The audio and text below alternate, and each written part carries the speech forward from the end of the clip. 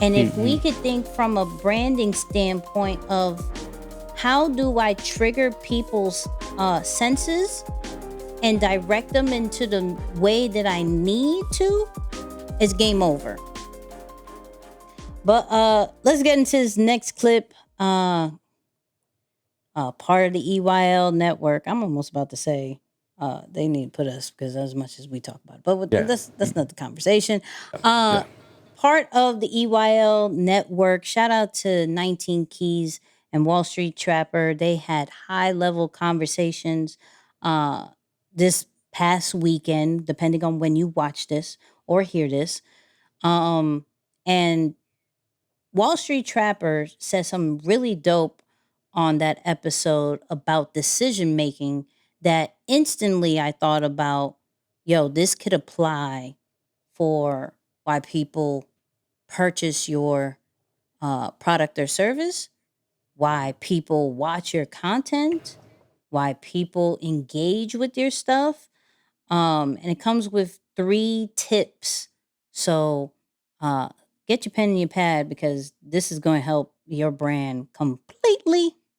How do you show them that what you teaching them gonna better their life? Ego, visualization, and emotion.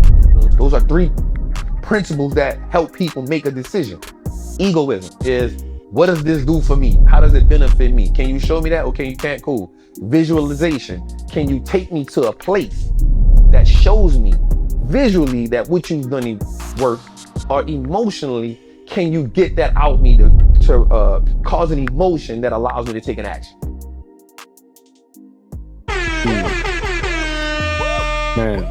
Man, I like that. I like that. That's so simple. And this goes to show you how much thought goes into getting people to believe in what you're teaching them so that they can be successful. I think this is especially for people who utilize trainings, teachings. You know, you have students that enroll into your programs or whatnot, and you're wondering, well, why are they not getting the type of success that they have?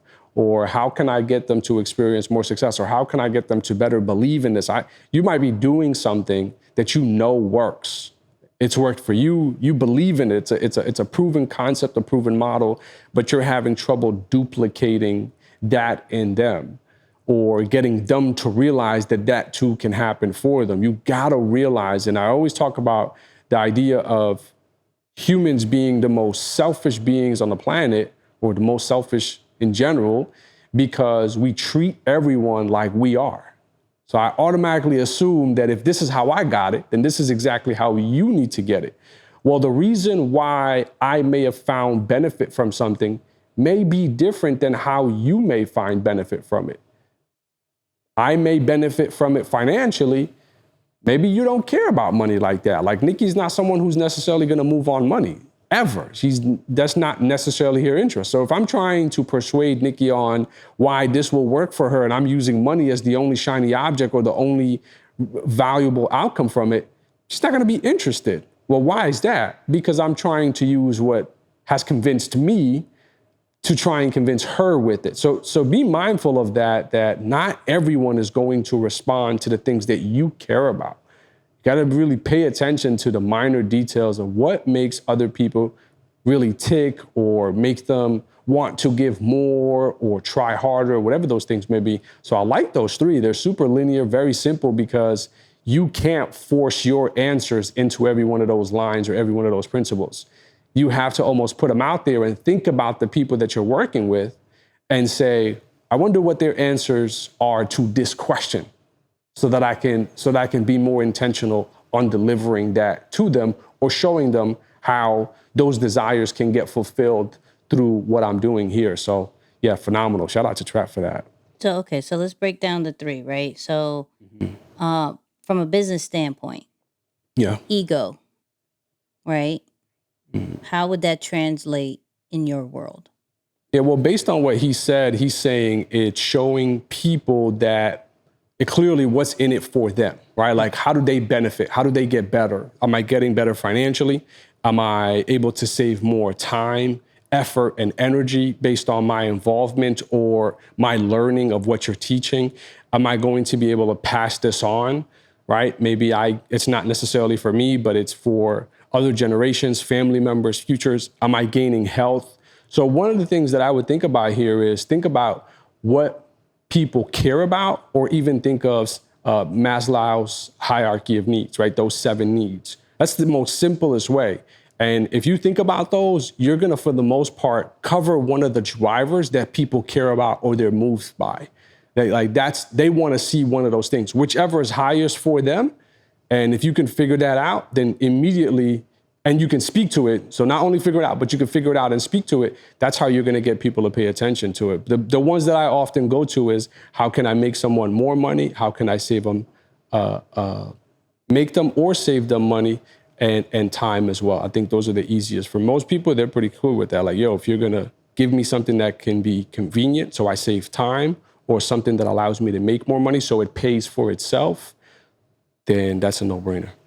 And I'll talk about it from a branding and like content standpoint, from an ego standpoint, like your content, or whatever you're selling to of your brand, it's like, why do I care? Like, why do I care about this? And in the first couple of seconds that they see your stuff, it has to be, what is it in for me? Mm-hmm. Not no storyline, not anything else. What is it in there for me that I care about? And if you get that right, now you got their attention, right? So then it comes to the other 2 stops, which is one of them is visualization. So from your world, what would visualization be like?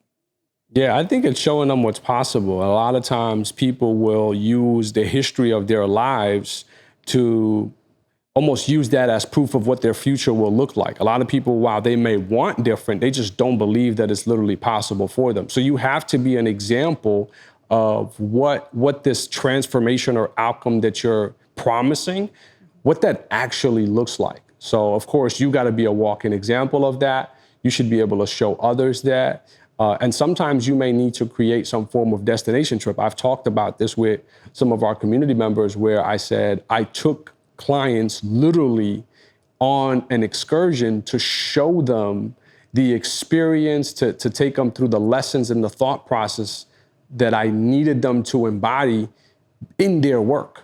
So I couldn't necessarily go in their workplace and show them, okay, here's how it's got to work, because I don't know nothing about how they do their work. But I can take them somewhere almost neutral that gets their mind, and then they can go home and be like, yeah, this was like a Mr. Miyagi trick. Like, it literally created this, wipe on, wipe off type thing for me. So yeah, I think you got to be able to get people out of their current moment or out of their past and literally create a new future for them. Yeah. And from a branding standpoint, we got to see what the transformation is. Whatever your point is, and we already got from the ego standpoint of what is it for me in this, but then how do I see myself after dealing with you? Well, how do I see myself with what you're offering? Like, what is the huge transformation, and can I see myself doing this?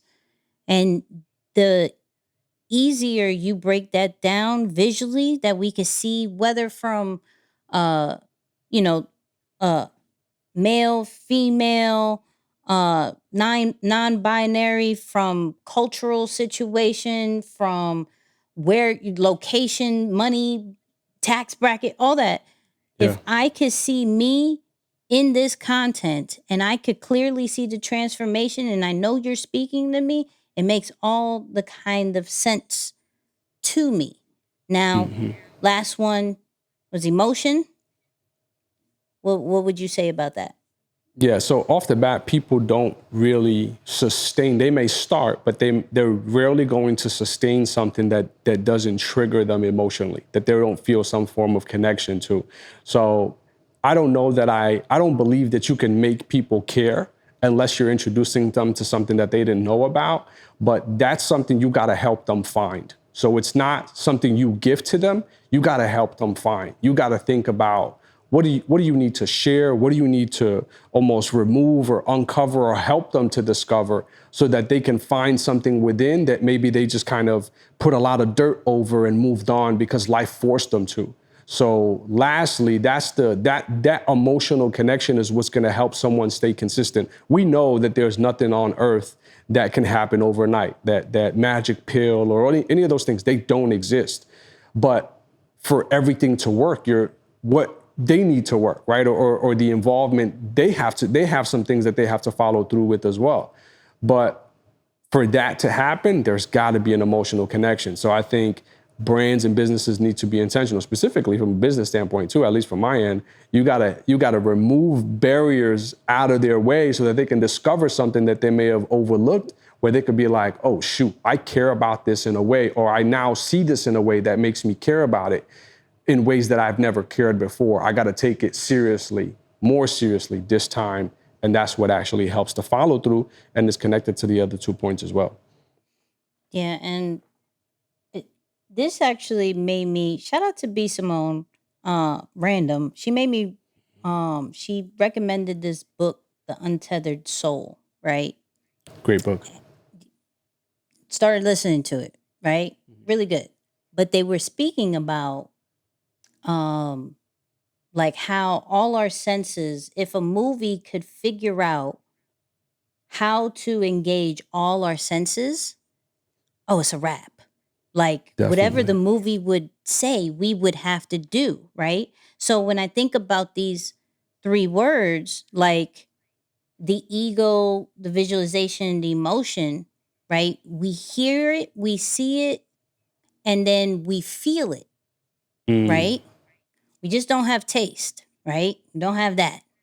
Mm-hmm. But to have those three senses like taken over based off our brand and our content and products and services, like it moves us in certain ways. So if we feel some kind of purpose with this particular brand, with this particular content, oh, I'm for it. If I feel happy, if I feel maybe anger to the point where I need to make a change, like what this is literally saying from a decision making standpoint is I'm trying to attack your senses in order to make this decision. And if we Mm-hmm. could think from a branding standpoint of how do I trigger people's senses and direct them into the way that I need to, it's game over.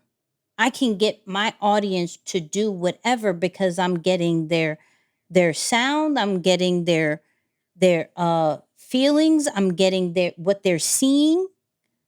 If I can figure out taste, it's a wrap. If Yeah. I can figure that out, like, oh, bet. But can we at least lock down these three senses for our audience to move the way we want them to move? So I thought what Trap said was spot on, and how he was speaking on it was in one way, but how I received it was, oh, this is going to be a game changer for people who are building their empires with their Mm-hmm. brand, because if you can master the decision making of, in that standpoint, you won't struggle. Can't You be won't stopped. struggle. Yeah. Yeah, it can't be stopped. Oh, that's real. So shout out to 19 Keys and Wall Street Trapper.